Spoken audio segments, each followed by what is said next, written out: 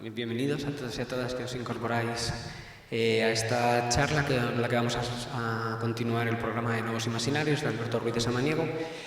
Alberto Ruiz de Samaniego, profesor de estética en la Universidad, en Bellas Artes en Pontevedra, autor de innumerables libros, muchos de ellos por lo que nos ha sugerido la invitación y que nos han inspirado mucho por algunos de los cineastas que creo que compartimos, sobre directores de cine como Pasolini, como Sokurov, y también comisario, programador, ¿no?, en instituciones y comisario de exposiciones, alguna de ellas incluso casi en el comienzo de la actividad que hemos mantenido Nicolás y yo como comisarios aquí, dando cabida o continuidad al cine en el espacio museístico, y que salía ayer a colación de la charla de Sisela Franco sobre la exposición de José Luis Guerín, ¿no? Una cosa como muy seminal, muy en el inicio de las relaciones del cine con los espacios artísticos, y que tal vez luego podamos hablar un poquillo de cómo fue esa experiencia primera de plantearle a un cineasta estar presente en los espacios artísticos. Y sin más, como vamos un poquito retrasados, voy a dar la palabra a Alberto Ruiz de Samaniego, y después haremos un pequeño descanso para tomar un café, retomar fuerzas, y tendremos al final una pequeña reflexión conjunta con las cuatro invitadas que hemos participado, una pequeña reflexión conjunta sobre la exposición Nuevos Imaginarios, qué son esos nuevos imaginarios, qué es ese cine en la intersección entre el museo, el espacio artístico y el espacio de la pantalla, ¿vale? Muchas gracias a todas y te dejo con la palabra, Alberto. Gracias. Gracias, Miguel, y muchas gracias a la institución, que es, que es una institución con la que he colaborado muchas veces y siempre me siento como en casa, y a todos vosotros por estar aquí. Bueno, lo que Miguel me pidió es un poco raro entre todo. Ahora que estamos pocos se puede confesar, ¿no? Porque me dijo que quería que reflexionase un poco sobre las relaciones entre el mito y el cine, ¿no? Bien, es un tema igual excesivamente genérico, pero sí que es un tema que a mí me ha interesado en bastantes ocasiones, de manera que, bueno, acepté el reto de Miguel Ángel y he perfilado una serie de ideas que espero que no sean demasiado aburridas, porque además esta es una conferencia iconoclasta, no va a tener imágenes de ningún tipo, ni móviles ni inmóviles, con lo cual vais a tener que aguantar mis capacidades dramatúrgicas, ¿no?, y resistir lo que podáis. Bueno, la primera idea que me gustaría, con la que quiero abrir un poco, es la idea del tiempo, ¿no? Es decir, que cuando uno se sitúa ante una pantalla, en realidad no está demasiado lejos de la experiencia del mito, en la medida en que cuando uno entra en la pantalla, o se sitúa ante las imágenes de una pantalla, sale de su tiempo histórico, sale de su tiempo personal, para sumergirse en un tiempo, vamos a llamarlo así, fabuloso y, en cierta medida, transhistórico, ¿no? El espectador de cine se enfrenta a un tiempo, o desea, más bien, enfrentarse a un tiempo del todo imaginario, un tiempo realmente extranjero, ¿no? Y un tiempo cuyos ritmos, los ritmos cinematográficos, o la duración cinematográfica, tiene también sus propios tiempos específicos, su tiempo exclusivo, diríamos, ¿no? En ese sentido, desde la perspectiva de pensar a partir del mito, el cine, las imágenes del cine no serían más que partes que emergen de nuestra conciencia, y se trataría de un fenómeno que no entendemos en plenitud. Luego intentaré explicarme por qué esta idea de que estamos ante un fenómeno que no podemos captar en su totalidad, ¿no? Pero la parte sumergida, la parte oscura, esa evidencia oscura, se va a confundir con nuestra propia sustancia humana. Y esta será un poco la tesis que voy a tratar de desarrollar, ¿no? Bueno, de manera que se adivina o se intuye una rebelión contra el tiempo histórico, en el deseo de acceder a otros ritmos temporales que no sean aquellos a los que uno está obligado a vivir o con los que uno está obligado a trabajar. Mircea Eliade, el gran mitógrafo, se preguntaba si este deseo de trascender el propio tiempo, el tiempo personal, pero también el tiempo histórico, y de sumergirse en este tiempo imaginario, en este tiempo extranjero, se extirparía alguna vez. Y sostenía Eliade que mientras subsistiese este deseo, puede decirse que el hombre moderno conservaba aún ciertos residuos de un comportamiento mitológico, ¿no? Las huellas de este comportamiento mítico o mitológico se vislumbran también en el deseo de recobrar con la mayor intensidad posible la experiencia de lo que se ha vivido, de lo que se ha conocido. El cine, en cierta manera, nos presenta las cosas como por primera vez, como si estuviesen in statu nascendi, ¿no? De manera que la imagen, o mejor, los anhelos que ponemos delante de las imágenes sería que nos devolviesen una idea originaria del mundo, es decir, un contacto primigenio o primero o primario con las cosas. Y esto pese a que después, luego, la efervescencia mental de recapitular todas esas imágenes contiene el impulso de la representación, pero nunca puede contener del todo esa experiencia primigenia, ¿no? De manera que hay siempre algo que se nos escapa, hay una evidencia oscura, hay un aire de misterio que no podemos entender nunca del todo. Es decir, convengamos que existe como... Este es el parti pri, el punto de partida de la experiencia mítica también. Convengamos que existe una realidad última que, por definición, trasciende nuestra capacidad lingüística, nuestra capacidad inteligible y también nuestro uso con las imágenes, ¿no? En cierto sentido, todo mito es siempre una metáfora que intenta llegar a ese grado de misterio, a eso que reposa debajo del mundo dicho y debajo del mundo visible o visto, ¿no? Por mucho que las tradiciones míticas difieran entre sí, lógicamente, todas concuerdan en llevarnos a esa conciencia más profunda del acto mismo de vivir, ¿no? En este sentido, decía Campbell, Joseph Campbell, el otro gran mitógrafo, que citaré algo aquí, decía Campbell que el pecado imperdonable era el pecado de inadvertencia. Esto es, no estar alerta, no estar totalmente despierto a esa dimensión o a esa probabilidad, ¿no? Bien, claro, la pregunta inmediata es en qué consiste entonces esa conciencia más profunda del acto de vivir, ¿no? Campbell decía que a menudo la gente pensaba que el objetivo de nuestros anhelos, desde el plano mítico, desde la experiencia mítica, era encontrarle un sentido a la vida. Y él negaba que fuese esto lo que realmente buscábamos. Él decía que más bien lo que buscamos es experimentar, cito a Campbell, el hecho de estar con vida, de modo que nuestras experiencias vitales en el plano físico tengan resonancias dentro de nuestro ser y realidad más internos, y así sentir, continúa Campbell, el éxtasis de estar vivos. Al fin y al cabo de eso se trata. Es lo único importante, dice, una serie de pistas que nos ayuden a encontrarnos dentro de nosotros mismos. Bueno, convengamos entonces que existe un plano de existencia, un plano de ser que está detrás del plano de lo dicho y de lo visible, o de lo decible y visible, y que de algún modo fundamenta el plano del ámbito lingüístico y el plano de lo visible en donde nos movemos habitualmente, ¿no? Bueno, no cabe duda de que este es el tema básico de toda mitología, ¿no? Que hay un plano invisible fundamentando el plano visible. Pero a juicio de los mitógrafos existe también algo esencial o algo especial, y es que el individuo debe encontrar un aspecto del mito que se relacione con su propia vida. Básicamente, dice Campbell, el mito sirve para establecer 4 funciones. La primera, no es un término que me guste demasiado, es de Campbell.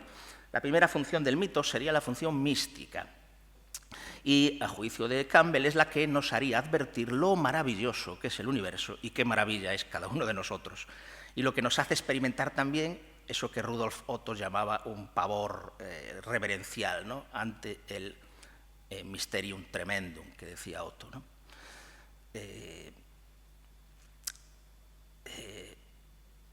El mito, no hay duda, nos abre a esa dimensión pavorosa, a ese mysterium tremendum, a la comprensión del misterio que subyace en todas las formas, ¿no? Pero claro, si el misterio se manifiesta en todas las cosas, esta es la capacidad que tiene el individuo que vive en el mito, entonces el universo se transforma en una especie de contexto sagrado. Siempre estamos frente al misterio trascendental a partir de las condiciones de un mundo real, de un mundo visible. La segunda función, según Campbell, era la función cosmológica. Es una función mucho más cercana a lo que entendemos por conocimiento o por ciencia, y consistiría en bueno, en mostrar cuáles son las formas en que se despliega el universo, pero intentando que ese misterio no desaparezca, se haga patente, ¿no? La tercera función sería de corte sociológico y consistiría en fundamentar y validar un cierto orden social. Y es aquí donde los mitos varían naturalmente de una cultura a otra, de un lugar a otro. Puede haber, por ejemplo, toda una mitología de la poligamia y al mismo tiempo puede haber una mitología radicalmente monógama, ¿no? Y hay finalmente una cuarta función del mito, según Campbell, que sería la función pedagógica, que consistiría en enseñarnos cómo vivir la vida humana bajo cualquier circunstancia. Esto es lo que en cierta manera nos enseñan también los mitos, ¿no?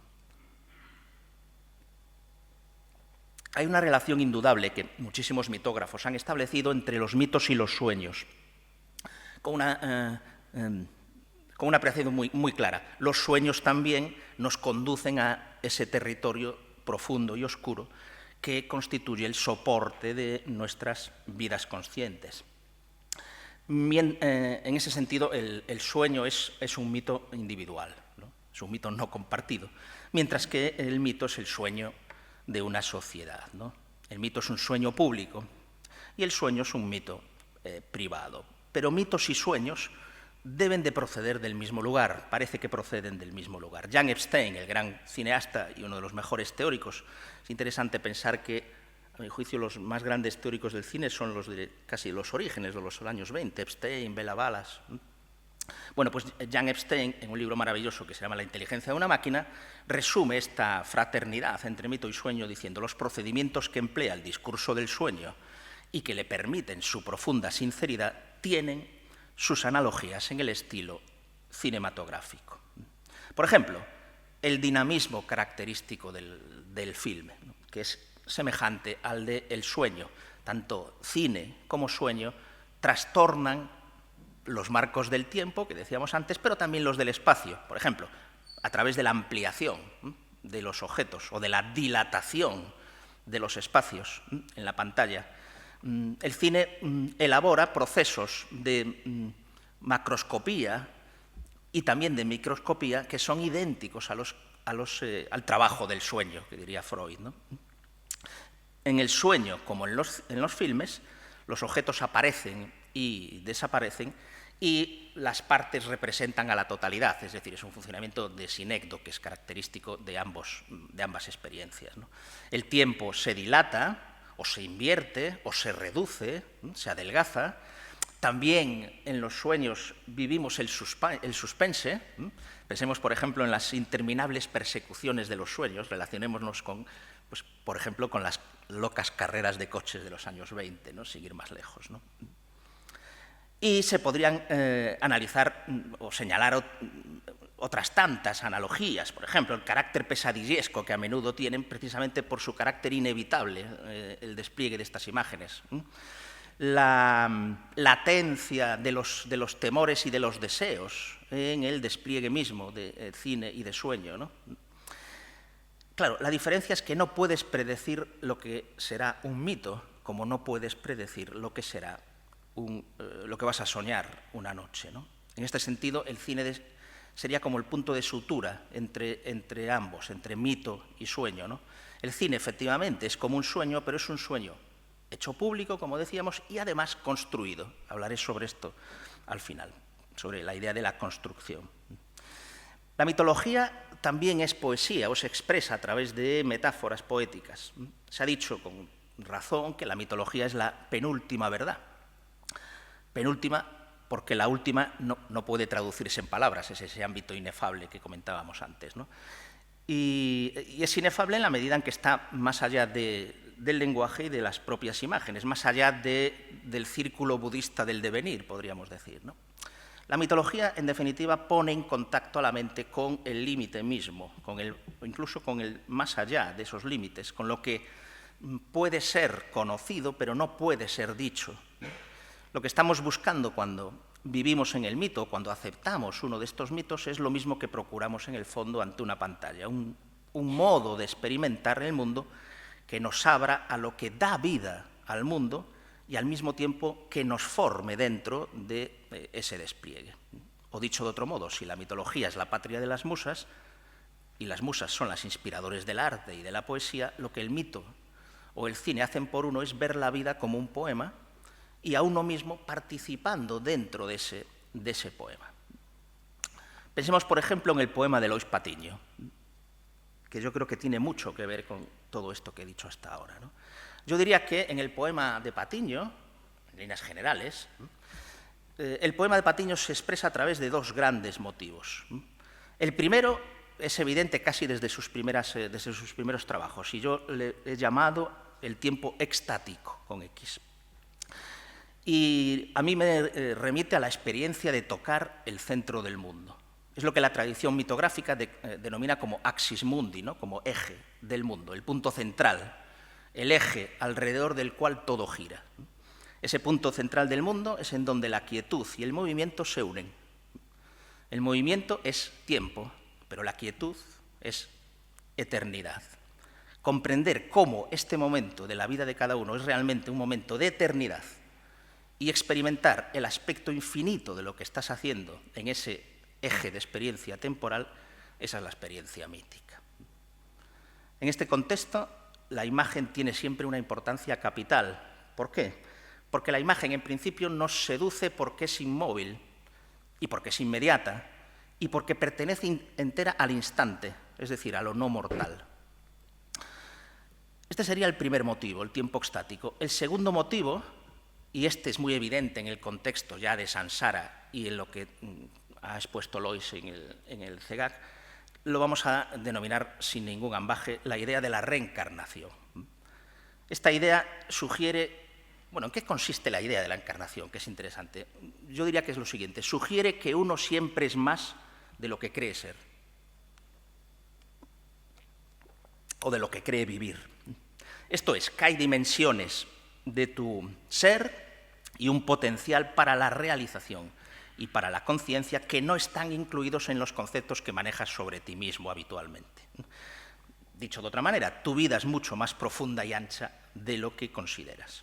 En consecuencia, lo que estás viviendo en el día a día no es más que un atisbo de lo que en realidad hay alrededor y dentro de ti, de lo que te da vida, como decíamos antes, extensión y profundidad.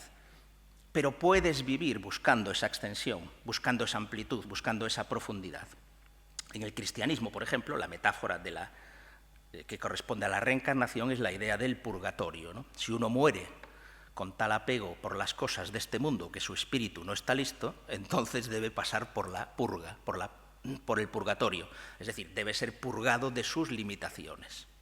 Las limitaciones son un factor de obstaculización, de contención. Es lo que limita nuestra conciencia y la fija en una condición inadecuada. Si nos remitimos a Oriente, la metáfora de la reencarnación oriental se resumiría de la siguiente manera: si mueres en esa condición limitada, has de volver para tener más experiencias que te irán limpiando, clarificando, clarificando, clarificando, hasta liberarte de todas las fijaciones. La mónada reencarnada es el héroe principal del mito de Oriente, ¿no? La mónada reviste una multiplicidad de personalidades, vida tras vida, reencarnación tras reencarnación. Pero la idea principal de la reencarnación en Oriente es que uno no se reencarna a uno mismo, es decir, uno nunca se va a reencarnar tal y como es actualmente con su personalidad, sino que la personalidad es lo que la mónada va a dejar atrás en ese proceso de clarificación.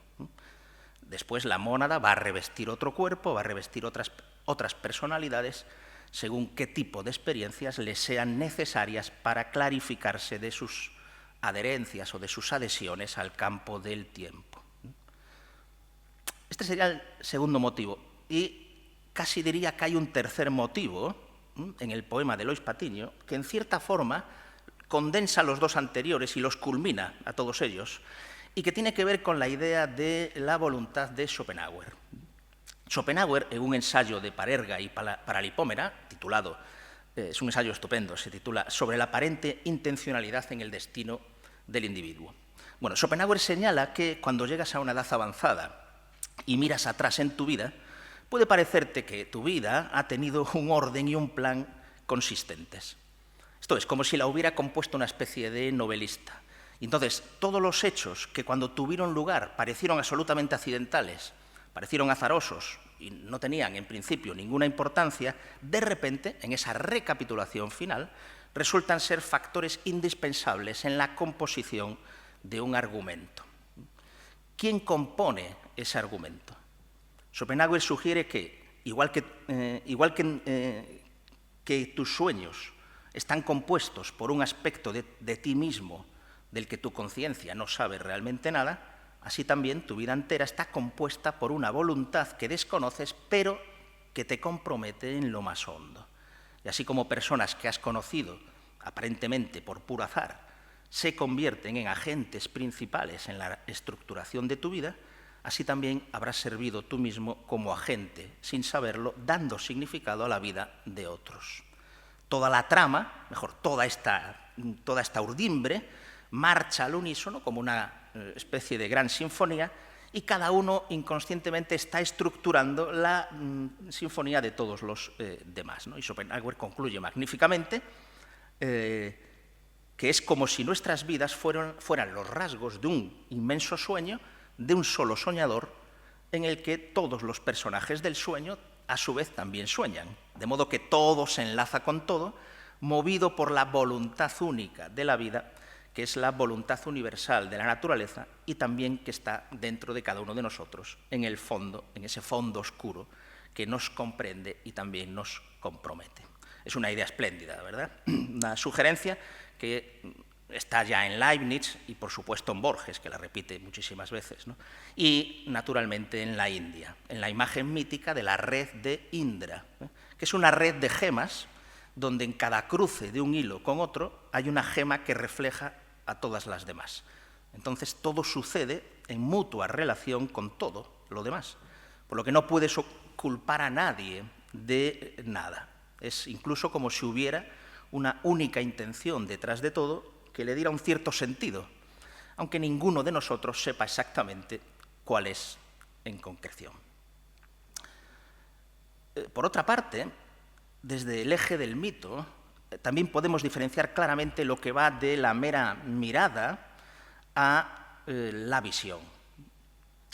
La diferencia entre mirada y visión es que la visión contiene el mundo y la propia mirada, el mundo y la vista, y además también lo que ve, naturalmente, ¿no? El visionario, por decir así, ve su vista o ve su mirada, y en el movimiento de esta visión no hace recaer de un modo típicamente realista la imagen en su referente, sino que la objetiva y la transforma en pensamiento de la realidad.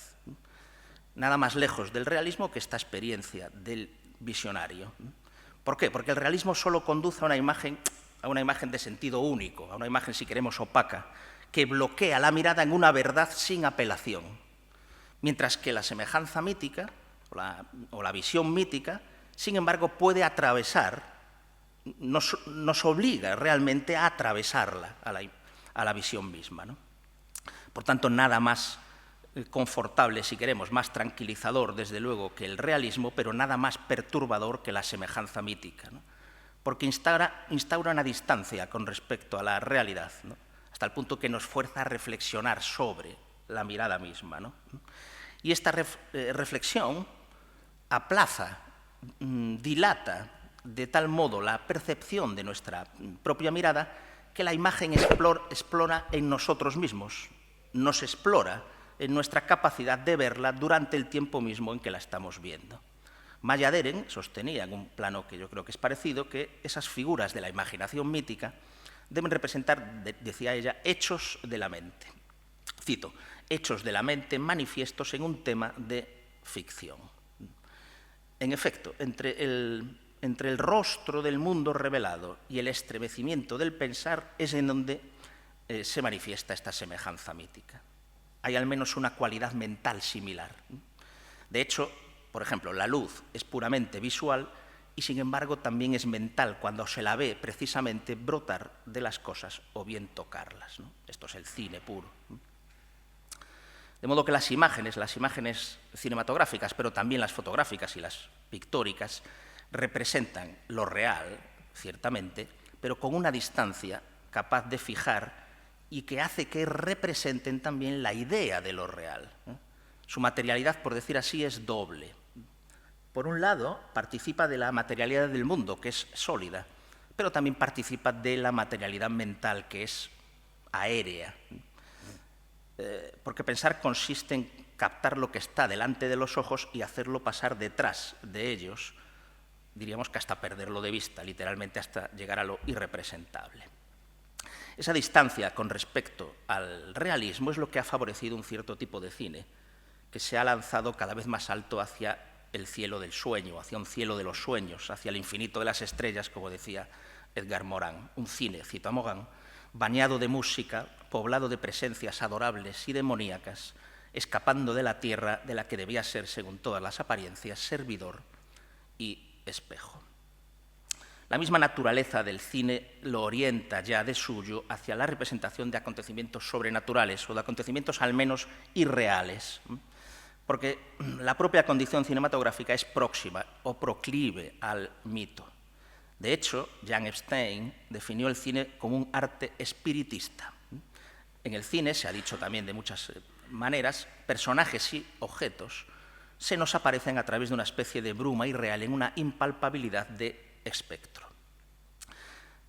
Démosle una vuelta a esta idea del cine como sobrenaturaleza. En la proyección cinematográfica, en la noche de la proyección, al menos en lo que es el cine clásico, en la oscuridad de la proyección en la que todo es sombra, el espectador está como encerrado en ese sueño público, el hombre en esa oscuridad pierde su sombra y le poseen las sombras. Reina lo fantástico. La muerte es como la noche, libera las sombras, los muertos no tienen sombra, son sombra, y así se les llama. Pero al tiempo la imagen que estamos contemplando se introduce en nosotros y vela, o incluso diríamos vigila dentro de nosotros, en el interior de nosotros. La imagen no tiene párpados, decía un poeta francés. Las imágenes, pues, se deslizan entre su percepción y uno mismo. Le hacen a uno ver lo que cree ver. La sustancia imaginaria que pulula dentro de nosotros se confunde con nuestra vida psíquica y con nuestra realidad afectiva. El cine es también un mundo de Lázaro. Le decía un niño a Max Jacob, los muertos, el cine se hace con los muertos. Se les coge y se les hace caminar, eso es el cine, decía el niño. Este mundo de vivos, de muertos vivos, más que de vivos muertos, este mundo de muertos vivos, este mundo desdoblado, intenta quizás abducir o absorber el mundo real.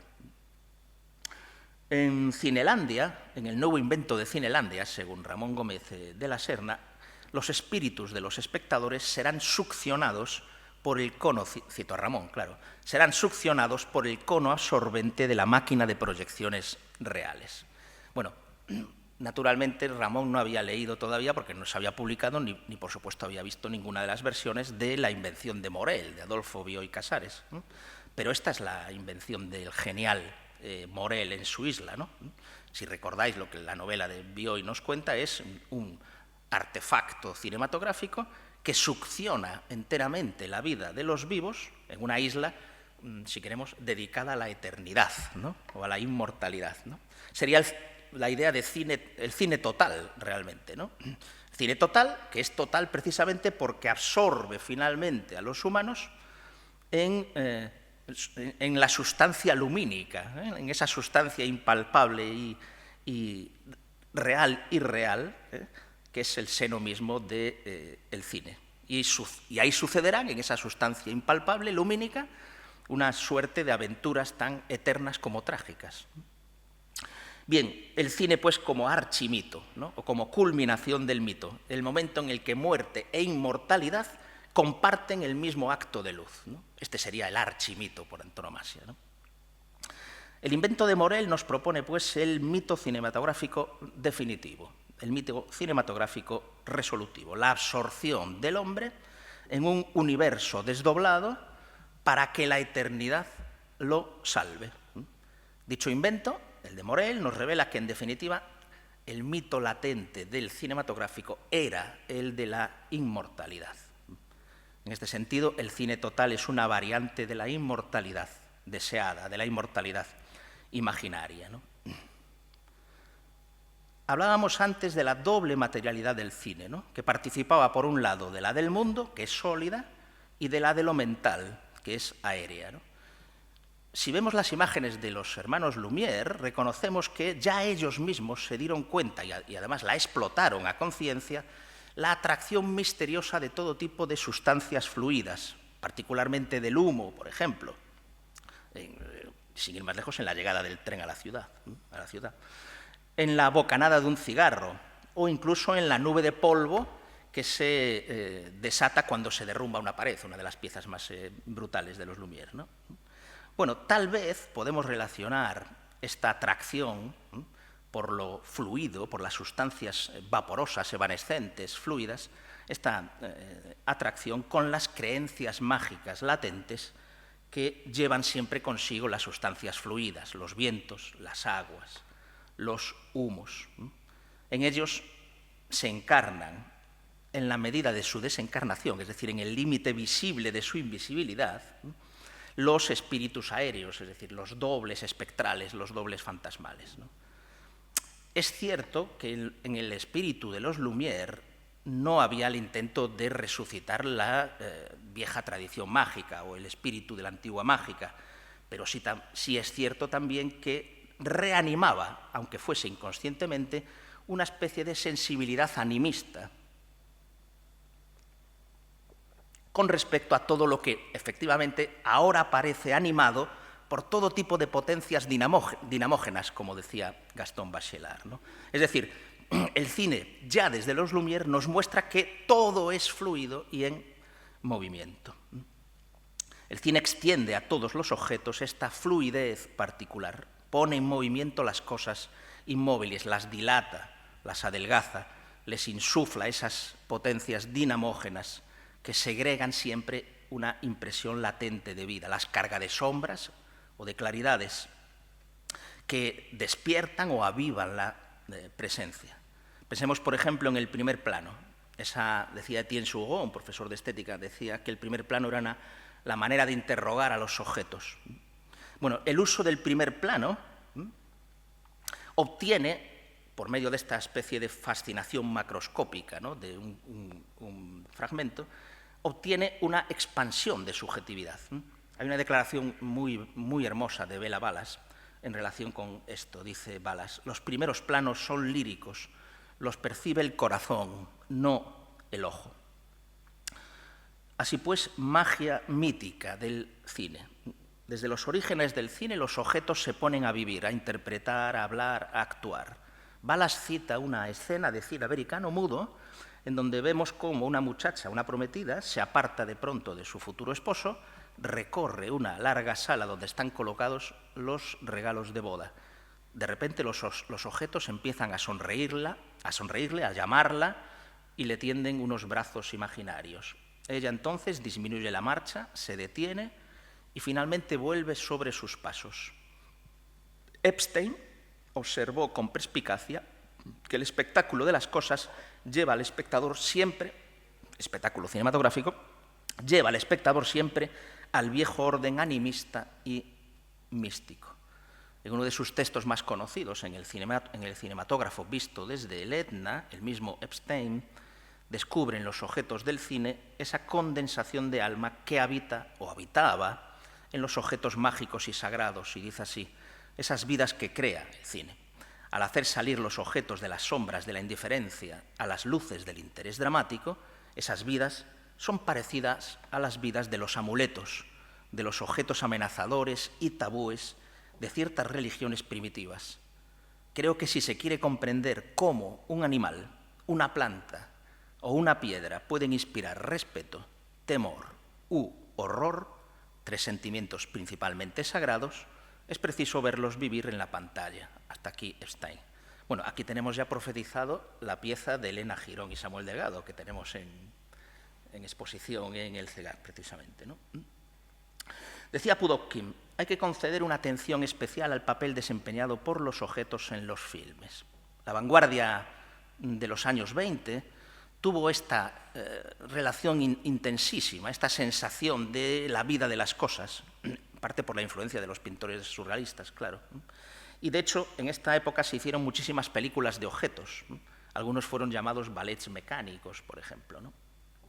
Pero esta animación de los objetos nos envía al universo de una intemporal visión mítica, visión arcaica, también a la mirada del niño, por cierto.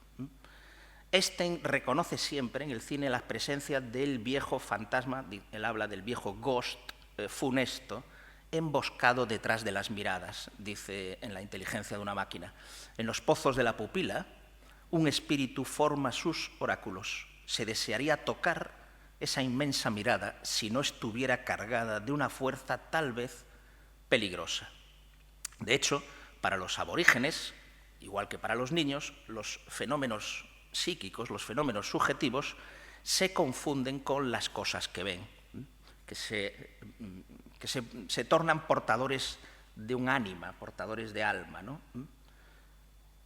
Como toda propuesta onírica, como todo onirismo, los films son proliferaciones de esa espera, de esa revelación. Están llenos de ectoplasmas, de espectros, que sirven para mantener el alma en tensión, en calor.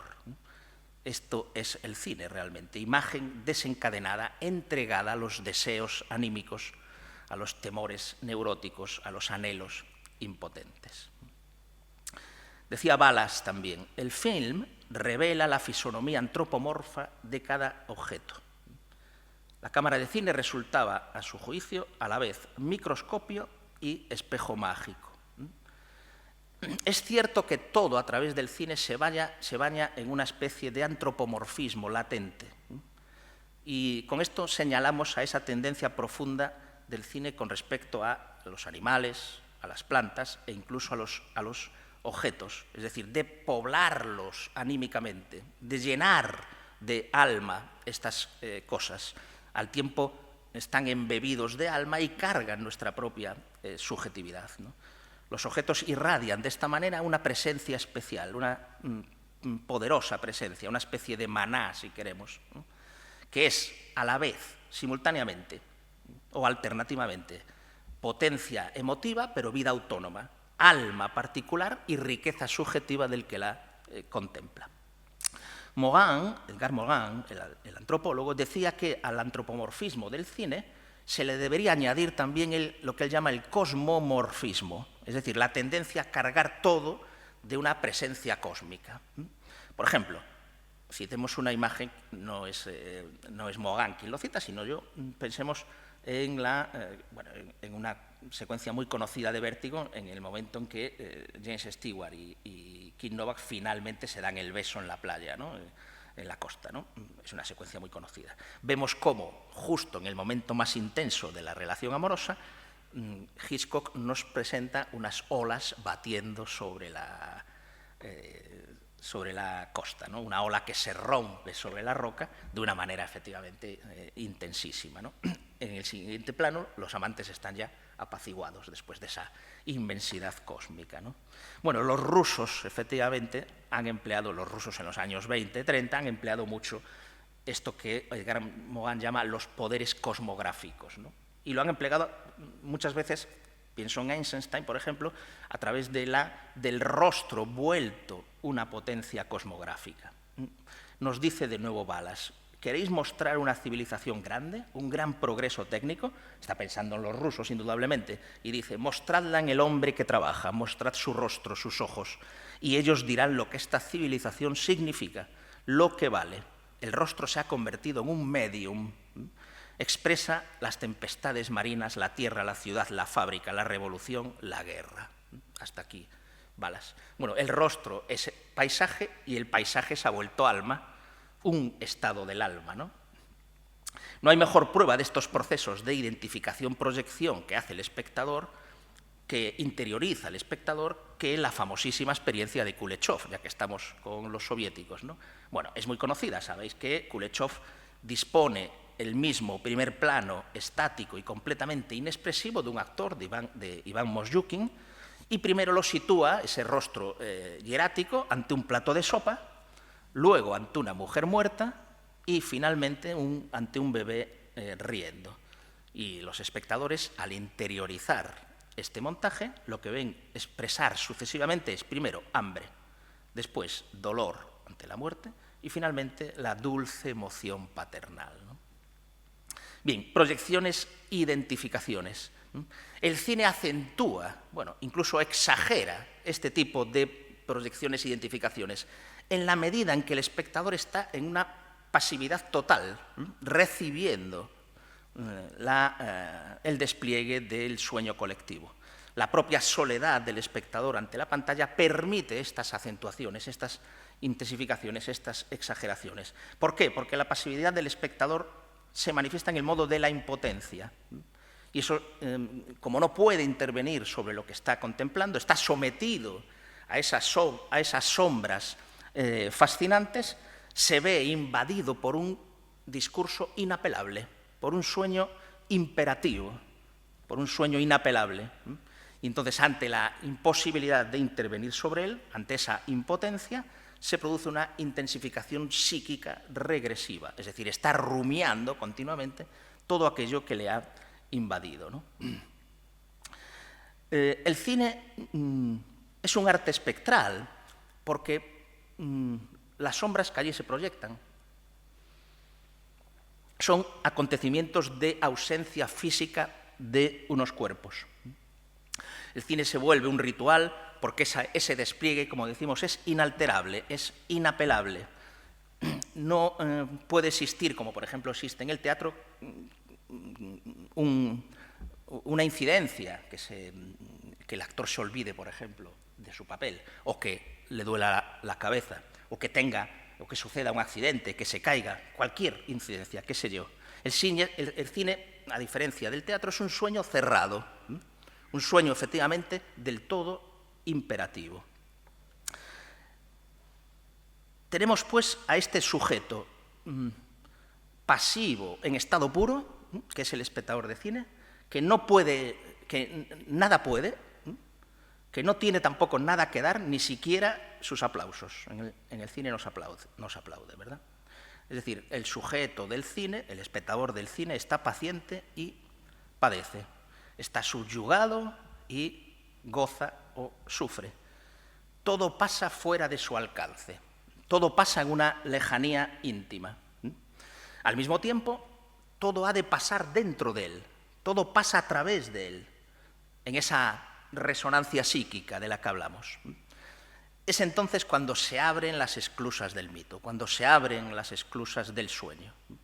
Todo ocurre como si el film desarrollara un complemento de subjetividad o una nueva subjetividad que arrastra, que intensifica la propia del espectador, o como si dos dinamismos de corte bersoniano se adaptaran y se arrastraran el uno al otro. El cine es la simbiosis de ambos. Por un lado, integra al espectador dentro del flujo del film y al tiempo integra el flujo del film en el flujo psíquico del espectador. Hablábamos del cine como construcción. Claro, el cine funciona, el cine es un constructo, efectivamente, que funciona como un impulsador de participación, que lo que hace es remedar por adelantado los efectos en la mente del espectador. Y no solo remedar por adelantado los efectos en la mente del espectador, sino construir los efectos en la mente del espectador. Es decir, le hace todo el trabajo psíquico al espectador, le satisface todos sus anhelos psíquicos o todas sus rumias psíquicas con un mínimo de gasto. Es una máquina que hace por la subjetividad el trabajo de sentir. Hace el trabajo auxiliar y maquinal de sentir, motoriza la participación psíquica. El cine es un sueño, pero es un sueño construido. De ahí, y con esto vamos ya casi acabando, la tan comentada y supuesta pasividad del público de cine, ¿no? Efectivamente, hay pasividad en el sentido de que el cine abre constantemente canales en los que la participación no tiene más que sumirse a ese flujo. Pero a fin de cuentas, nada se concreta sin la participación del espectador. Es decir, la película tiene que estar dentro de él y tiene que desarrollarse en él. Sin esta colaboración íntima, el film se vuelve un discurso ininteligible, una sucesión incoherente de imágenes, una especie de rompecabezas de sombras y de luces. De manera que el espectador efectivamente es pasivo, pero es a la vez pasivo e igualmente activo, como dice Pierre-Franck Castel, un historiador, ¿no? El espectador hace la película en buena medida igual que la han hecho los autores. Hay una anécdota muy divertida de un antropólogo en África que le proyecta una película a los congoleses. Y dice el antropólogo, los congoleses veían caer la lluvia donde nosotros, los occidentales, reconocíamos las estrías del desgaste de la película. Esta es la participación psíquica del espectador. Donde nosotros vemos las estrías gastadas del fotograma, ellos veían la lluvia.